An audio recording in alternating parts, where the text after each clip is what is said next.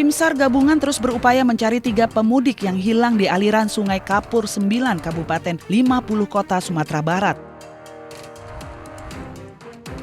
Pencarian dilakukan setelah petugas mendapat laporan perahu terbalik akibat arus deras di daerah Muara Paiti.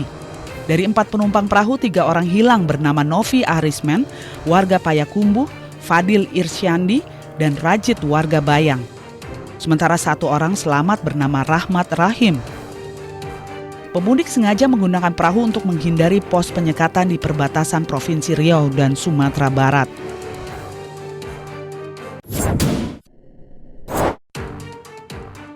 Seorang korban petasan di Kebumen, Jawa Tengah bernama Sugianto meninggal dunia sehingga korban meninggal menjadi 4 orang.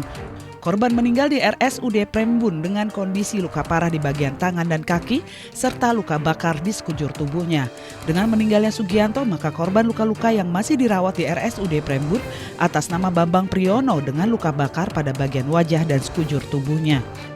Bupati Kebumen Arief Sugianto sampaikan turut bela sungkawa atas kejadian ini. Sedangkan korban luka-luka yang lain, Irwan dan Ratna, telah diizinkan pulang pada Kamis pagi. Sebelumnya telah merenggut 3 korban meninggal yakni Muhammad Taufik Hidayat, Rizky, dan Rio Dwi Pangestu. Sedikitnya 400 kg bahan pembuat petasan telah disita polisi dari lokasi kejadian. Sementara berdasarkan hasil olah tempat kejadian perkara, penyebab ledakan diduga karena salah satu korban membuat petasan sambil merokok. Akibat ledakan itu, tembok dan plafon rumah Untung hancur. Ledakan terjadi di tengah-tengah para korban meracik petasan. Saat ini polisi tengah melakukan pendalaman terkait asal-usul bahan petasan. Kericuhan ini terjadi saat peziarah yang berusaha masuk ke area pemakaman Tegal Alur, Jakarta Barat dihadang petugas.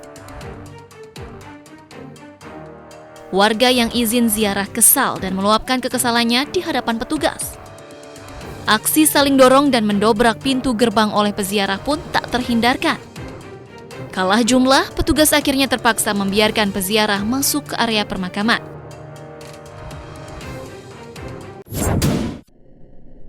Aksi saling serang antar warga terjadi di Kota Tual, Maluku. Aksi ini bermula ketika salah satu pemuda mendorong seorang bapak di rumah sakit umum daerah.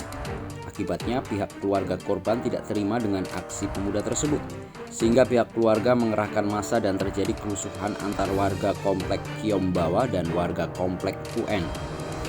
Dengan menggunakan batu, mereka saling melempar dan menyerang. Kejadian ini diperkirakan mulai dari pukul 11 siang. Sejumlah petugas dari Sudin Pertamanan dan Hutan Kota Jakarta Selatan terlihat berjaga di pintu masuk menghalau warga yang akan masuk ke area pemakaman untuk berziarah. Namun masih ada saja 1-2 orang yang lolos dan berziarah ke makam. Pemprov DKI menetapkan larangan berziarah di seluruh TPU di Jakarta untuk menghindari kerumunan peziarah yang bisa berpotensi menjadi klaster penularan COVID-19.